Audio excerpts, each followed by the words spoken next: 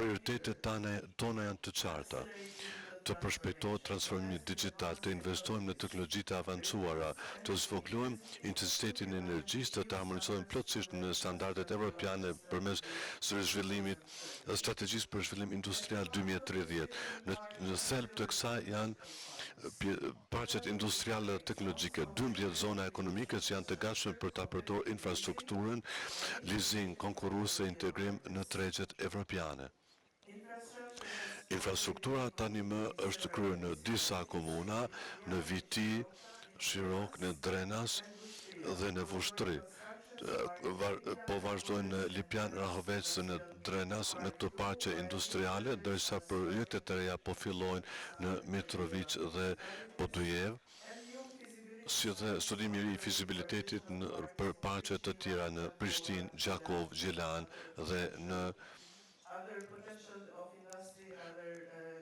në komuna tjera potencialisht në të ardhmen.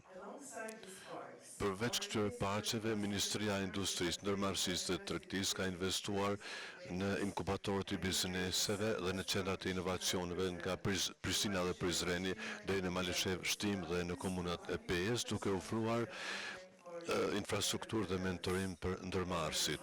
Si rezultati i kësaj, Kosova po del si një qendër rajonale për inovacione me bizneset të reja që po në fintech, agrotech, energjinë e ripërtitshme dhe industritë kreative.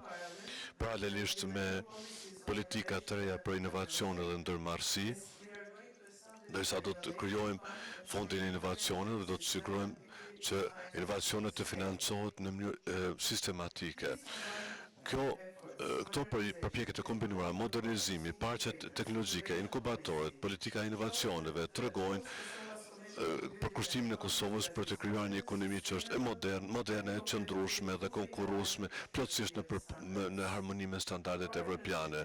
Partneriteti me Francën është qendror për këto transformime, sepse investitori francez sjell ekspertizë në industri, në teknologji informative dhe inovacione, ndërsa Kosova ofron qëndrueshmëri, talent të ri digital, politika të harmonizuar me BE-n, zona moderne industriale, kosto konkurruese dhe akses në tregjet evropiane. Dhe më tepër se kaq. Së bashku mund të krijojmë projekte të përbashkëta dhe të avancojmë industrinë të teknologjisë së ardhmes. Industrinë e Kosovës është digjitale, e gjelbër dhe inovative, dhe Kosova është e gatshme të vazhdojë përpara fuqishëm në këtë drejtim krahas Francës apo partnerëve francezë dhe evropian.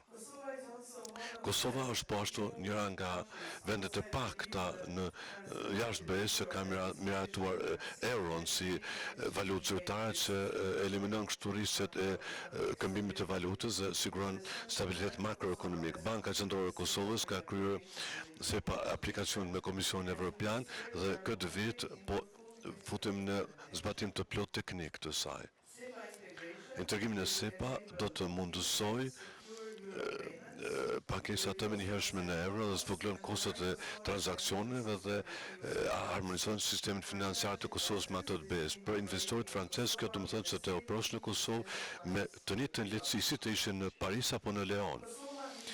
Kosova gëzon akses në tregjet të BE-s në marrëveshjen stabilizim asociimit, jemi antar të plot të marrëveshjes për tregtit të lirë, gjë që ofron Kosovës akses në mbi 20 milion konsumator rajonal. Në vitin 2025 në CEFTA si vend dhe udhëheqëm miratimin e 11 vendimeve për harmonizimin dhe rregullave tregtare, të eliminimin e barrierave dhe forcimin e sigurisë juridike ligjore për bizneset. CEFTA nuk është vetëm treg rajonal, por një urë drejt integrimit në tregun e vetëm të BE-s.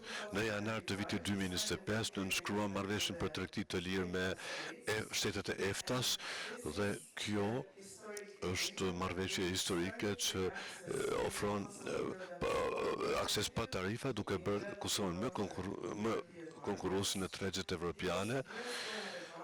Përparësitë e diasporës, veçanërisht me Zvicrën, që mbajti ka njëra nga diasporat më të mëdha të Kosovës, që krijon menjëherë kërkesën për eksportet tona dhe tregtimi në shërbime si në vend në këtë marrëveshje është i vetmi vend në rajon që ka negociuar tregtimin e shërbimeve në vendet e EFTA-s, duke hapur mundësi në teknologji outsourcing dhe arsim.